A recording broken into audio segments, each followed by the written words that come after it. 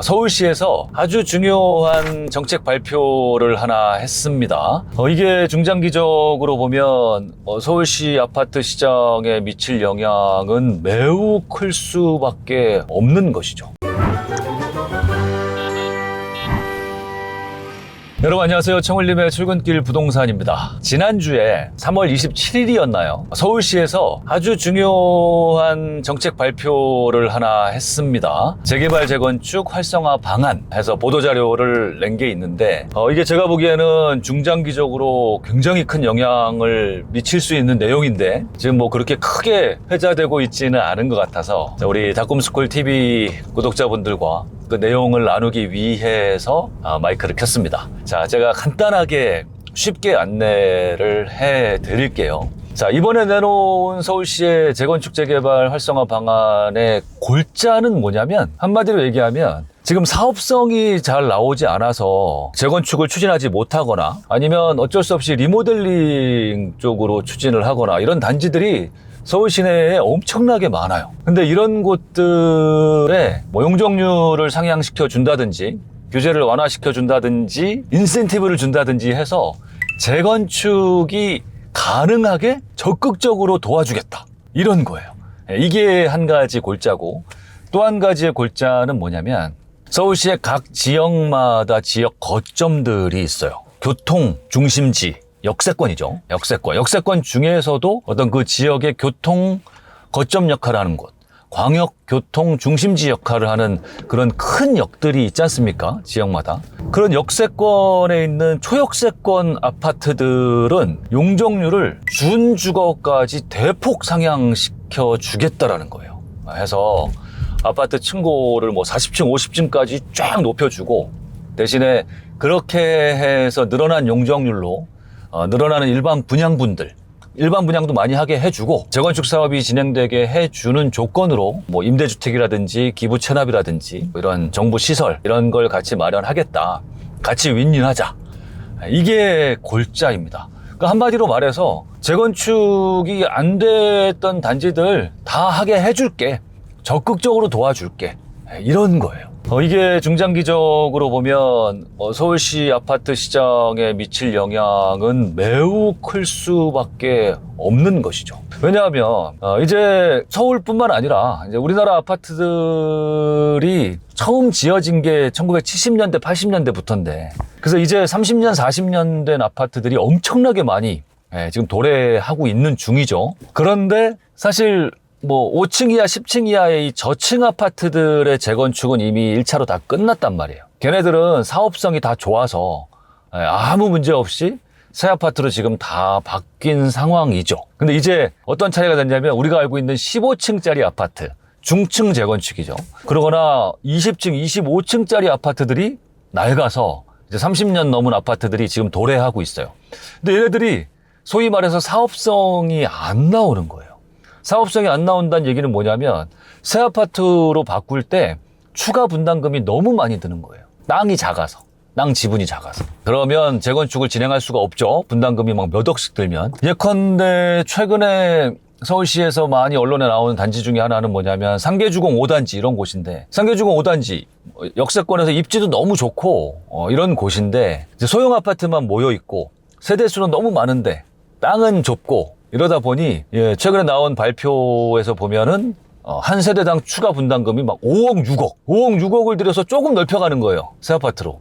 이렇게 되면 이 사업이 추진될래야 될 수가 없는 것이죠. 그런데 이렇게 추진될 수 없는 곳에 용적률 혜택이라든지 이런 걸 대폭 줘서 사업이 추진되게끔 도와주겠다. 이러니 얼마나 좋은 겁니까? 그런 집주인들 입장에서는 분담금이 적게 들어가니까 사업이 추진되니까 좋고 또 서울시 입장에서는 그렇게 해서 늘어난 부분에 대한 기부 체납을 받고 또 정부 시설로 활용해서 좋고 이렇게 해서 전체적으로 사업이 추진되게 하겠다라는 겁니다. 여기에서 조금 더 깊이 들어가 보면 지역 역세권 거점 이건 구체적으로 얘기하면은 역세권 플랫폼에서 350m 이내에 들어가는 단지를 이야기합니다. 그래서 지금 여러분들이 아시는 곳들 중에 그런 곳이 어디 있는지를 한번 찾아보세요. 역세권에서 플랫폼 기준으로 350m 안에 드는 곳, 그 안에 그 해당 단지의 뭐 절반 정도가 들면 좋겠죠. 그런 단지들은 이 혜택을 대폭 주겠다. 준주거로 종상향해서 용적률을 500%까지 허용해 주겠다는 건데요, 여러분. 500%면 어마어마한 겁니다. 지금 뭐 아파트들이 용적률 높아봤자 250% 수준인데 500%면 거의 2배로 올리겠다는 얘기죠. 그러면 지금 15층, 20층, 25층짜리가 뭐 40층, 50층까지 이렇게 올릴 수 있게 되니까 일반 분양 물량이 굉장히 늘어나서 사업성이 아주 좋아지겠죠. 일반 역세권들 말고 좀 지역 거점이 될 수 있는 더블 역세권이라든지 그런 곳들 한번 잘 찾아보시고요. 그리고 또 하나 골자는 뭐냐면 기존의 용적률이 이미 높았던 곳, 이미 막 250%, 300%, 350%까지 됐던 곳들이 있어요. 이런 곳들은 도저히 사업성이 안 나와서 리모델링으로 갈 수밖에 없던 곳들. 그래서 이미 리모델링을 추진하던 곳들이 있어요. 지금 서울 시내에 그런 곳들 되게 많죠. 그런 곳들도 기존의 뭐 용적률 종과 상관없이 뭐 2종이나 3종이냐 이런 것과 상관없이 높았던 용적률을 그대로 인정해줘서 거기에서 또 뭐 추가로 법정 상한 용적률의 20%까지도 인센티브를 더 주겠다. 그러니까 한마디로 어떻게든 재건축이 되게끔 규제를 풀고 종상향해서 도와주겠다 이거예요. 그래서 재건축이 되게끔 하겠다. 그러니 정말 많이 바뀐 것이죠. 근데 지금 서울시나 정부에서 왜 이렇게 재건축을 권장하고 권유하고 하는 건지는 그 이유와 그 의미를 정확히 아셔야 돼요. 뭐 정부나 시 입장에서는 당연히 리모델링보다 재건축을 우선할 수밖에 없어요. 좋아할 수밖에 없어요. 왜냐하면 리모델링을 하면 정부나 시 차원에서는 좋을 게 하나도 없거든요. 기껏해야 세대수 뭐 10%, 15% 늘어나고 거기에 대해서 기부 체납을 받을 수도 없고, 정부는 지금 부족한 주택 공급을 재건축을 통해서 늘리는 거를 당연히 선호할 수밖에 없고, 특히나 임대주택을 늘린다든지 청년주택 늘리고 노인시설 갖추고 공원 만들고 이런 기반시설 갖추기 위해서는 리모델링이 아니라 재건축으로 가는 게 당연히 좋을 수밖에 없거든요. 그러니까 이런 목적이나 의의를 잘 생각해 보시고, 그렇다면 여러분이 지금 보유하고 있는 주택 이런 게 지금 서울시나 정부에서 추진하고 있는 이런 규제 완화, 재건축 활성화 이런 방향에 부합하는 주택인지, 그래야 훨씬 더 앞으로 가치가 높아지겠죠. 그런 걸 생각해 보시고, 또 여러분들이 앞으로 갈아타기 하실 주택이나 아니면 새로 마련하실 내 집 마련하실 주택 이런 것도 서울시 내에서는 이제 앞으로 이런 기조에 맞는 것들을 잘 찾아가셔야 돼요. 그냥 무조건 입지만 좋고 살기만 좋고 번듯하다 이런 것만 보면 앞으로의 트렌드에 맞지 않아요.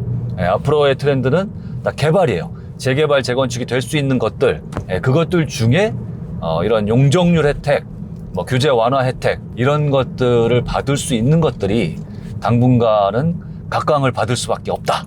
이런 걸 생각하시면서 여러분의 내 집 마련이나 투자에 참고를 하시기를 바랍니다.